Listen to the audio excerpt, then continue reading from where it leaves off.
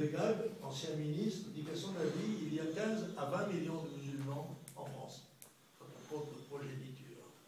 Il faut savoir aussi que, j'ai donné le chiffre de 1,4 enfants par femme pour les Européens, en moyenne européenne, il est de 3,1 dans les pays musulmans, de 5,7 dans les pays africains. C'est-à-dire que d'un côté, 700 millions de gens qui ont 40-50 ans de moyenne d'âge, et de l'autre côté, 7 milliards ou 8, on ne sait pas exactement, ça va tellement vite, qui ont entre 19 et 21 ans. C'est-à-dire une capacité à doubler dans la génération précédente, successive. Voilà. Ça, c'est la réalité du terrain. Personne ne veut voir ça. Cacher ce sein que je ne saurais voir. Surtout pas, parlons d'autre chose, mais parler de ça, c'est du racisme. Voyons, va voir. D'ailleurs, j'ai bien regardé sur le temps, si Hitler y était. Non, Hitler n'est pas ça. On peut parler tranquille, Hitler n'est pas sous la tête. L'argumentation, ben, c'est ça. Ceux qui disent la vérité, ben, c'est des fascistes. C'est des gens dangereux, ce sont des extrémistes qui vont même jusqu'à dire la vérité. Pensez donc, bon, voilà la situation de la France, mesdames et messieurs. Vous la connaissez, nous avons perdu 50% de notre potentiel industriel en 20 ans.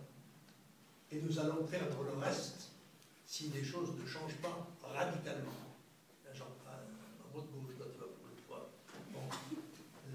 Non pas, je n'ai pas dit radical socialiste, non, j'ai dit radicalement.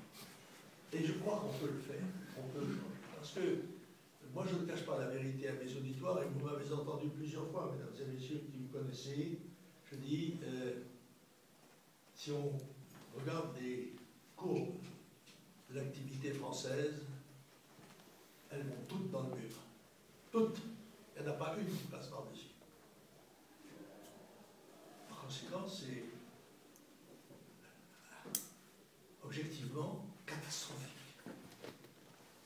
Mais je rappelle que nous appartenons à un peuple qui, dans des circonstances identiques, au moment où il était annoncé que la France avait disparu ou allait disparaître, il y a eu des sursauts providentiels. Et c'est ça qui soutient la foi, l'espérance que j'ai dans les destinées de mon pays, qui fait que, alors j'aurais dû prendre ma retraite il y a 25 ans, moi, mais je suis toujours sur le terrain, et je rappelle même que je viens de faire, entre septembre et maintenant, 50 meetings dans 50 fédérations différentes pour soutenir les candidats aux élections municipales.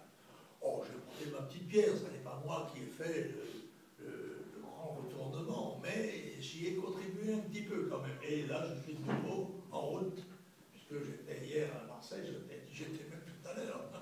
Et là, j'arrive à Saint-Étienne, et puis je continuerai, nous allons avoir, alors je crois que Marine donnera le grand signal du départ de la campagne le 1er mai, lors de la fête de Jeanne d'Arc et du travail, puisqu'au Front National, nous les avons réunis le même jour, le 1er mai. J'offris d'ailleurs là